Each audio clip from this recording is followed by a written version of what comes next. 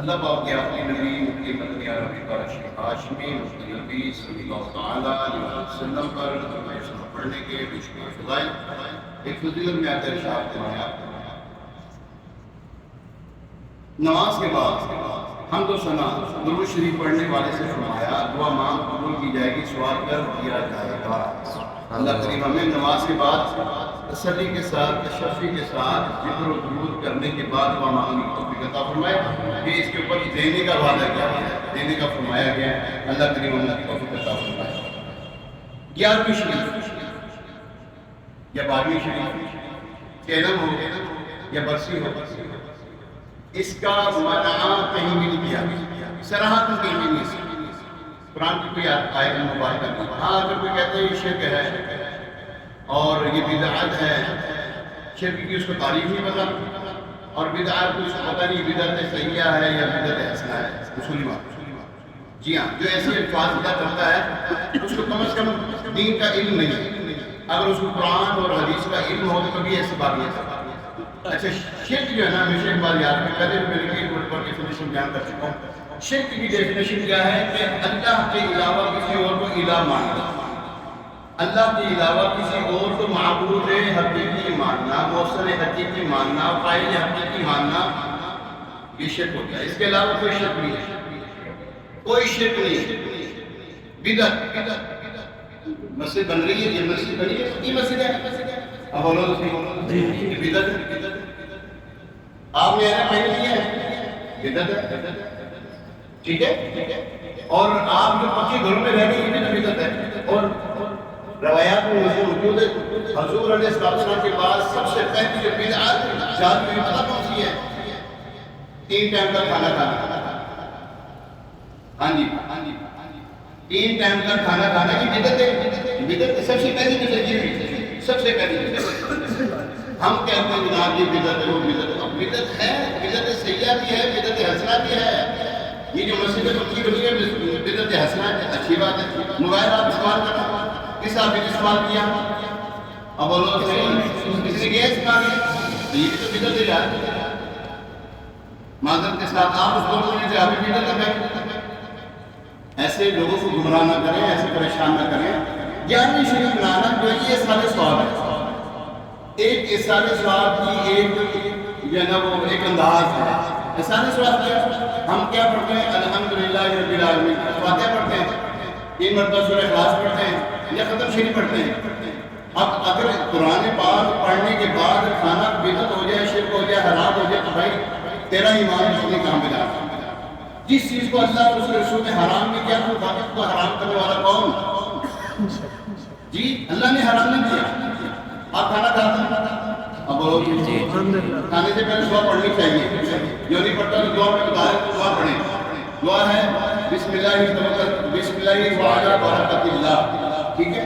بسم اللہ الذی لا یضر مع اسمہ شیء فی الارض ولا فی السماء وهو السمیع العلیم۔ اچھا یہ آپ نے دعا پڑھی، کھانا سامنے رکھا کہ پیچھے؟ کھانا پیچھے رکھتے ہیں؟ نہیں دوستوں میں پیچھے رہا جاتا، یعنی کہ آگے رکھ کر کھانا آگے رکھ کر کچھ پڑھنا ہی بدعت ہے، تو میں پیچھے دعا پڑھنے لگا پیچھے رکھ دو یار، پیچھے رکھ دو۔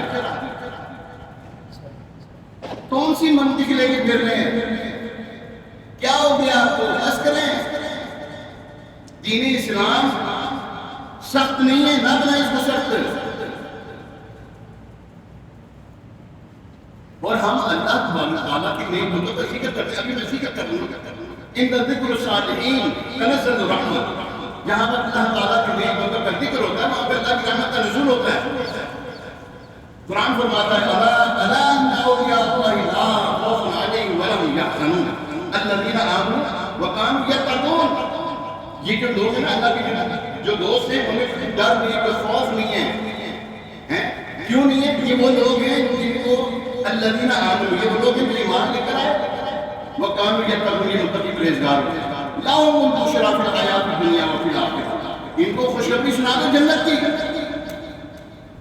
ہاں ان کو خوشخبری ہے دنیا کی زندگی میں بھی، آخرت کی زندگی میں بھی۔ لا تبدیل لکلمات اللہ، اللہ تعالیٰ کے کلمات تبدیل نہیں ہوتے۔ ہم جن کو مانتے ہیں وہ وقت کے غوث تھے، یاد وقت کے مفتی اعظم تھے، وہ قرآن کی تلاوت کثرت سے کرنے والے، ذکر و اذکار کثرت سے کرنے والے. ایک بندہ شیخ سعدی شرازی رحمۃ اللہ تعالیٰ علیہ فرماتے ہیں، اگر آتے ہیں شیخ سعدی شرازی، آپ بات کرنا، شیخ سعدی شرازی رحمۃ اللہ تعالیٰ علیہ فرماتے ہیں خانہ کعبہ میں مصروف تھا، طواف کعبہ میں مصروف تھا. میں نے ایک شخص کو دیکھا جو زمین پر، خانہ کعبہ کی زمین پر، بیت اللہ شریف کی زمین پر سر رکھے رو رہا اور کثرت سے دعا کر رہا ہے، یا اللہ اگر میرے اعمال تیری بارگاہ میں مقبول نہیں تو مجھے بروز محشر اندھا اٹھانا.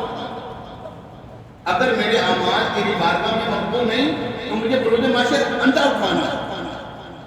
تو آپ فرماتے ہیں یہ جب 7 چکر میں نے مکمل کیے تو میں نے ان کی کہا، حضرت آپ ایسی دعا کیا کر رہے ہیں، کیوں کر رہے ہیں؟ اور جب دیکھا تو پتا کون تھے وہ؟ آپ کے اور میرے پیرانے کی روشن زمین عبد القادر جیلانی رحمۃ اللہ تعالیٰ علیہ. آپ کی عبادت مثالی عبادت، آپ کا تقوی مثالی تقوی. آپ ایک مرتبہ اپنے زینے پر تشریف لے جا رہے تھے، پر چھت پہ یعنی کہ کمرے میں تشریف لے جا رہے تھے، ساری یعنی کہ آدھی رات گزر چکی ہے. نفس نے آپ یعنی کہ آپ فرماتے ہیں یہ نفس نے کہا ایک مقاطب کیا تھوڑی دیر آرام نہ کر لیا جائے، تھوڑی دیر آرام نہ کر لی جائے، تھکے کافی عبادت کر کے تھوڑا آرام کر لیتے. آپ فرماتے ہیں میں نے اسی قدم پہ کھڑے ہو کے سارے رات قرآن پاک پورا مکمل کر لیا، پورا قرآن پاک مکمل کر لیا. یار وہ ان کے ذکر نہ کریں، ان کا چرچا نہ کریں، ان کی گیارہویں نہ منائے تو منائے تیری.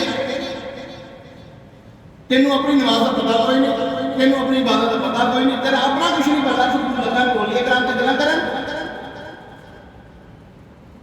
تو ہمیں اولیاء کرام کے بارے میں اپنی زبان کو کنٹرول میں رکھنا چاہیے. نہیں تو پھر سن لیں اللہ تعالیٰ کے فرماتے ہیں میرا اعلان جنگ ہے کہ میرے ولی کے ساتھ دشمنی کریں.